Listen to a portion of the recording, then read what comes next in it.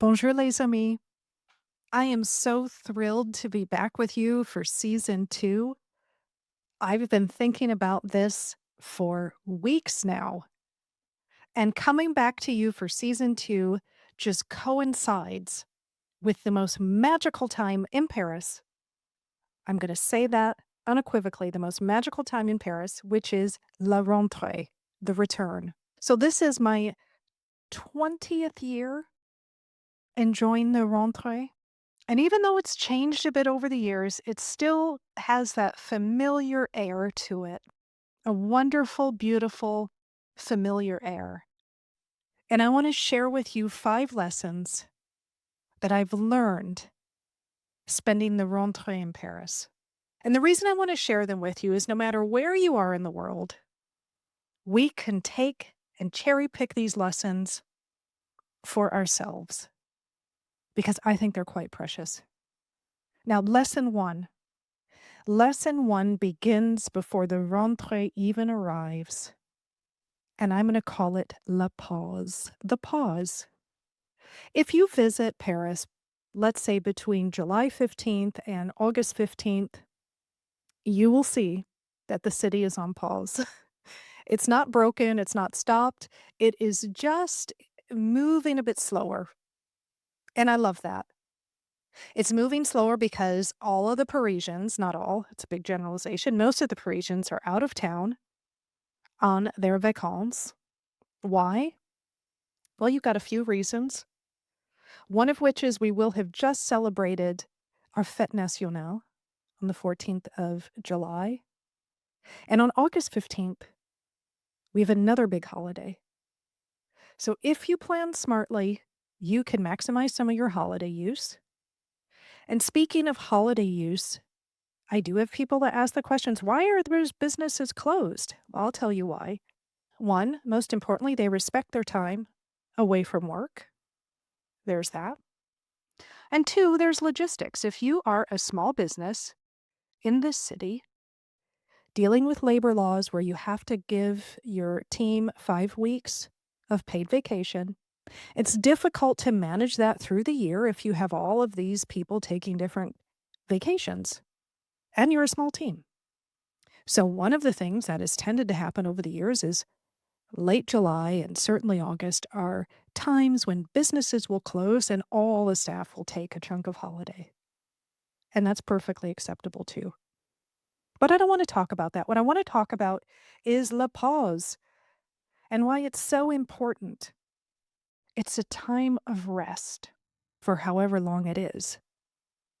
Because for a lot of us, it's difficult to take those extended vacations.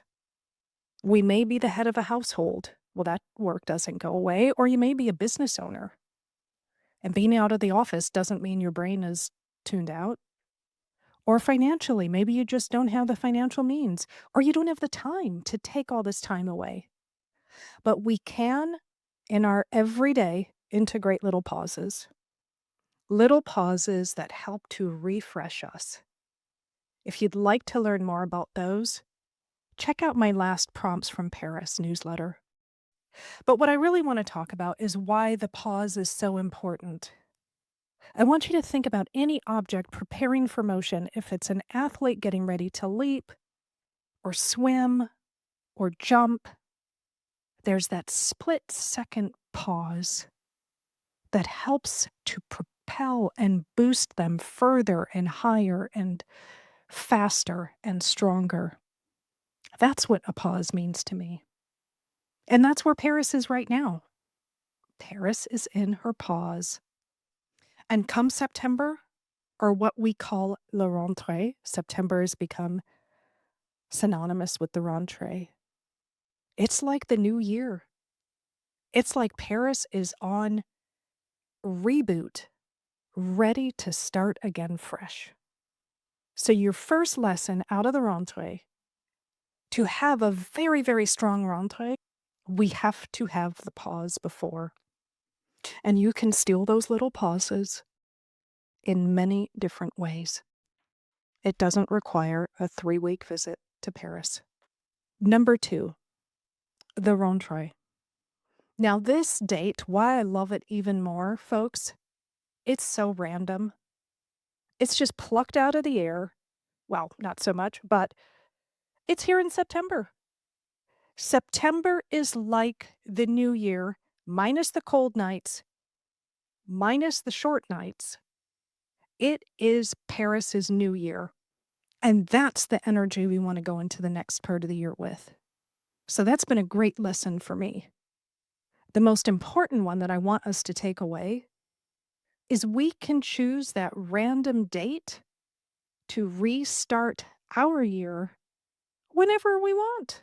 If we want it to be September, fine.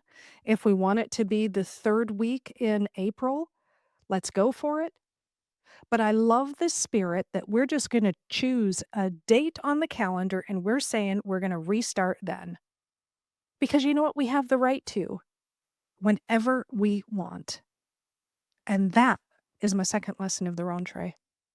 This grand return is ours whenever we choose to have it. Lesson 3.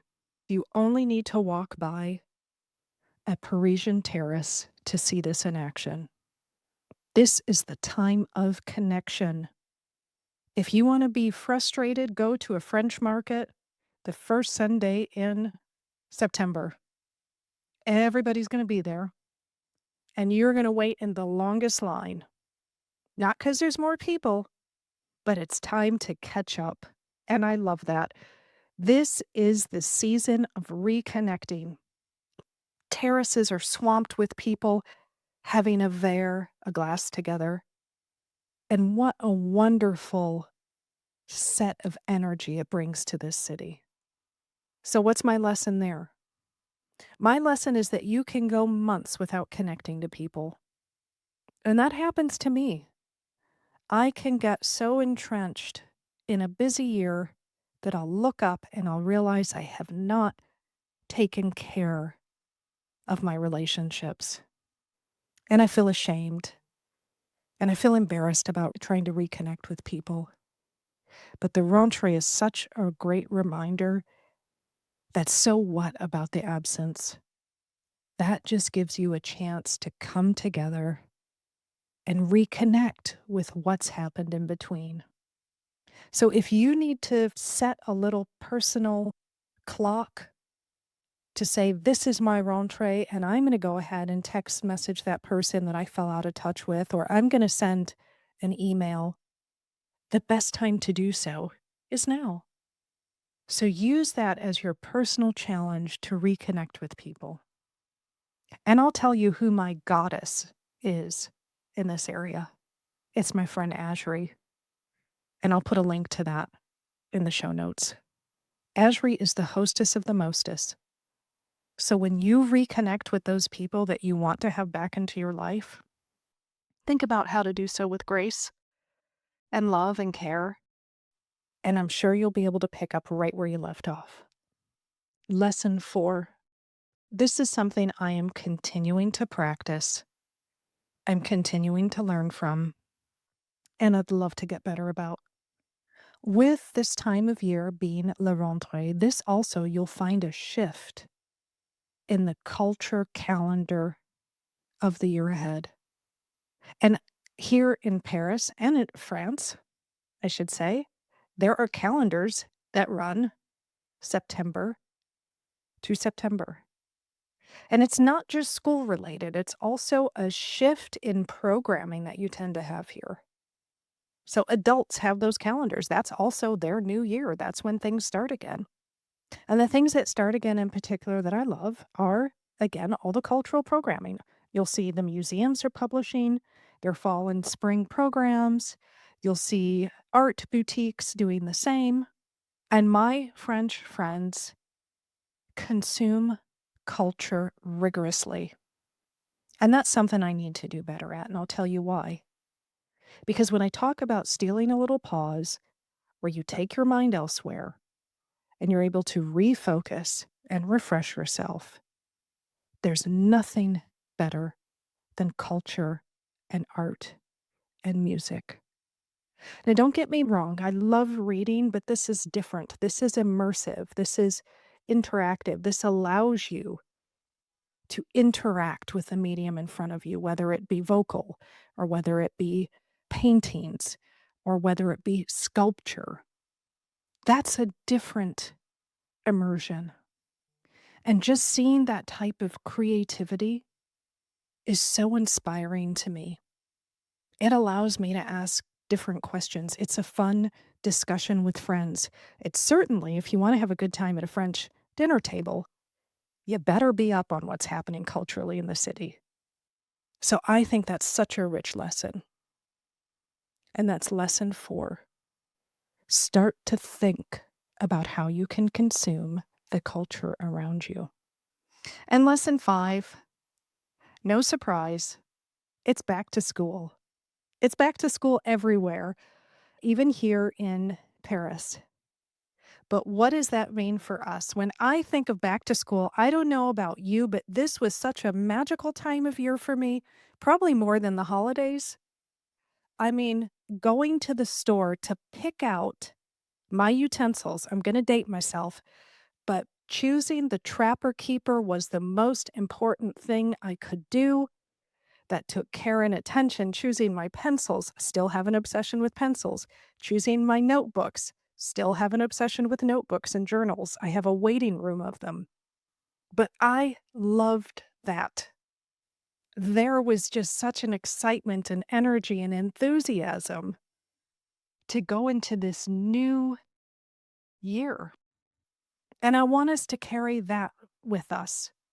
That's our rentrée energy that we're going to take. And speaking of back to school, that means homework. One thing I'd love to give you as homework is to write. This won't be the first time you've heard me say it. It's something I've really picked up and appreciated.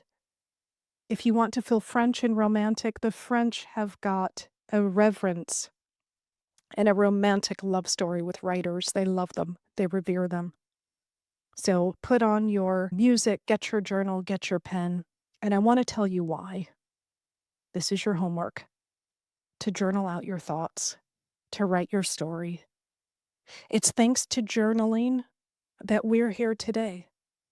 It's thanks to me working through some of the questions I had, some of the observations I had of myself, some of the frustrations I was able to uncover through that process that I wanted to have a podcast.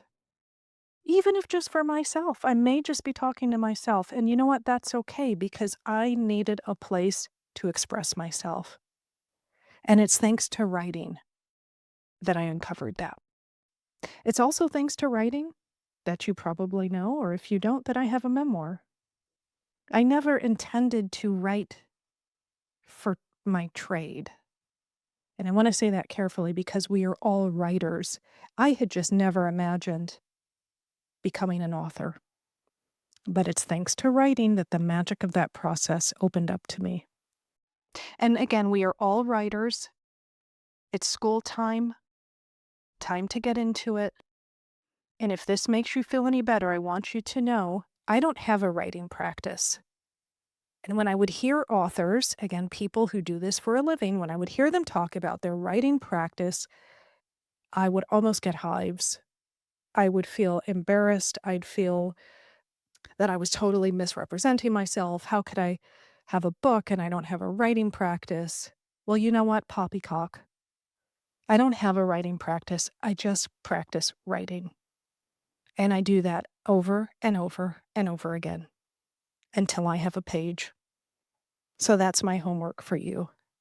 I hope that you will practice writing. I hope that you will uncover wonderful things to take with you into this new exciting season.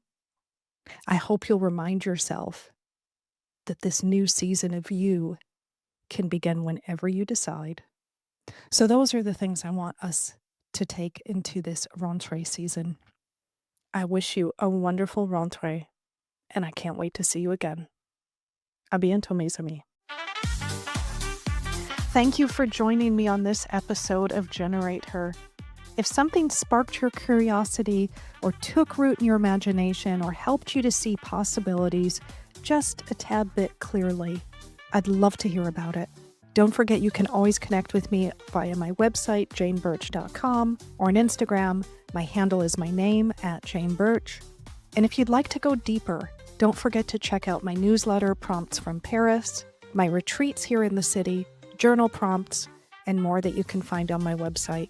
Until the next time, may you keep tending your jardin, listening to your inner courage, and shining brightly right where you are. À très bientôt, mes amis.